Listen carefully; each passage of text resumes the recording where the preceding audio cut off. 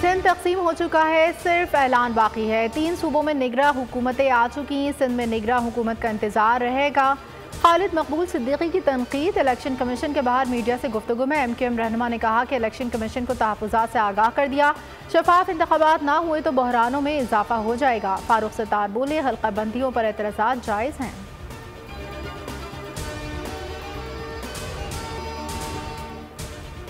Sindh 1 inch तकसीम होगा, ना पाकिस्तान। शर्जील इनाम मेमन कहते हैं अब मुत्तहदा के जाल में कोई नहीं आएगा। खुर्शीद शाह कहते हैं कराची के असल वारिस वहाँ रहने वाले सिंधी हैं। एक ही बंदे को लेवल प्लेइंग फील्ड फराहम की जा रही है। इलेक्शन कमीशन शफाफ इलेक्शन यकीनी बनाए।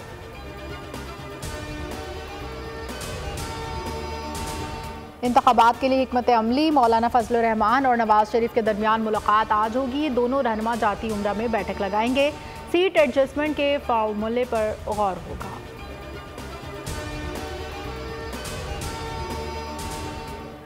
साइफर केस में साबिक चेयरमैन PTI और शाह महमूद कुरैशी पर 12 दिसंबर को फर्द जुर्म आयद होगी। मुल्जिमान को केस की नकुल फराहम कर दी गई। समाअत आइंदा मंगल तक मुलतवी।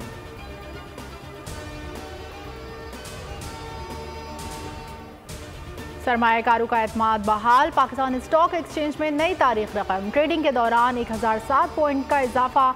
इंडेक्स 62,000 की सतह अबूर कर गया। 62,698 पॉइंट्स पर पहुंच गया। नैब से जुड़े खौफ के तासुर को ख़त्म करना होगा। माजी में नैब ने लोगों के साथ दुरुस्त रवैया नहीं अपनाया।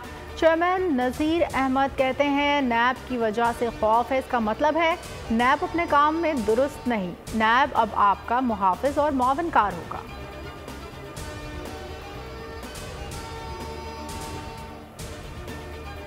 हौसी बागियों के ने बहरे अमर में इसराइली बहरी जहाज़ को तबाह कर दिया। यमनी फ़िज़ाइया के ड्रोन से यूनिटी एक्सप्लोरर को निशाना बनाया है। फुटेज वायरल हो गई। जहाज़ के सहूनी अमले को बचाने के लिए अमरीकी जंगी जहाज़ को आना पड़ा। वसीम अकरम के दौरे ऑस्ट्रेलिया पर कौमी टीम के लिए नेक ख्वाहिशात। वीडियो बयान में लिखा, हफीज़, वहाब रियाज और कामरान अकमल को वक्त देना होगा। बहादुर बने, सोच समझ कर फैसला करें।